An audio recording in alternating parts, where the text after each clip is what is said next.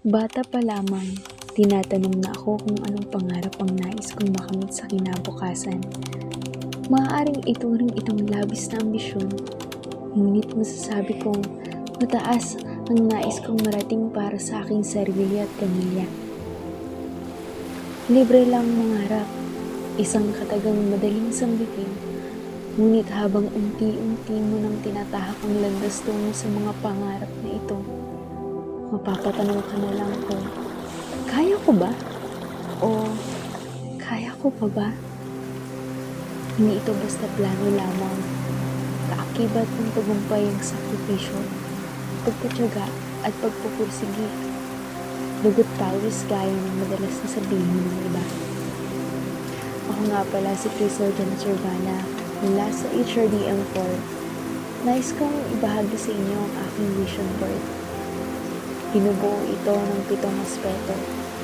Una ay ang spiritual.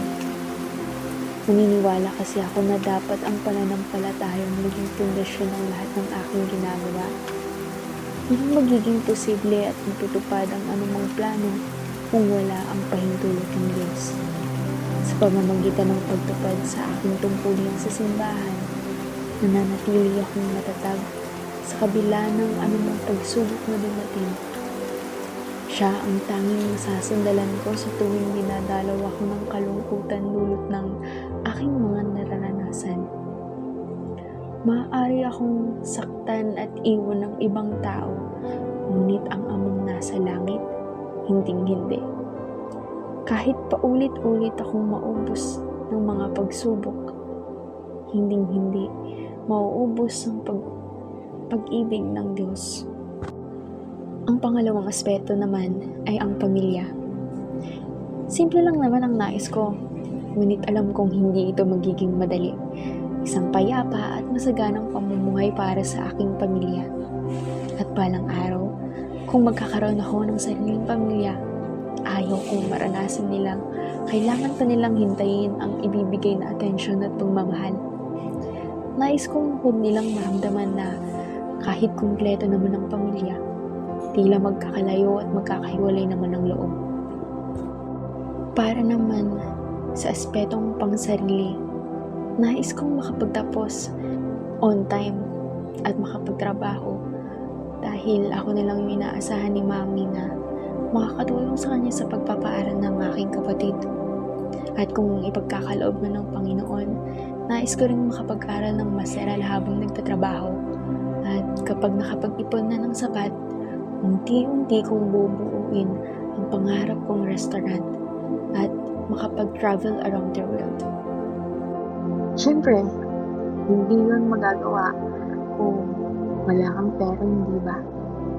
Kaya, sa pamamagitan ng pag-aaral ng tamang pag-manage ng financial, sana in the future, maging financially stable ako.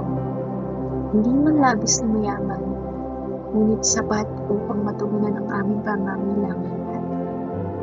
Gayun na rin kapag kamay po, pero hindi magigilty. Sa aspeto naman ng kalusugang pisikal, nais kong maging active ang aking lifestyle at maging healthy always, hindi lang para sa akin, kundi para na rin sa aking mga mahal sa buhay. Panghuli at ikapitong aspeto ay ang emosyonal. Aaminin ko, madali akong maantig at emosyonal ang personality ko. Madalas nga sabihin ng iba na masyado akong mabait dahil hinahayaan ko lamang ang sarili kong masaktan at hindi lumalaban. Ganito kasi ako pinalaki. Mas gugustuhin kong ako ang masaktan kaysa ako naman ang makasakit ng kapwa. Kaya sana, sa hinaharap, matutunan kong unahin ang aking sarili at hindi na lamang umaasa sa sasabihin ng ibang tao. Nais kong huwag nang maging taong laging sumasang-ayon para lang magustuhan ng iba.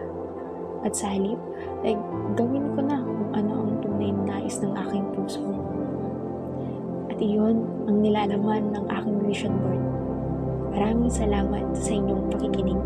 Hanggang sa muli. Paalam!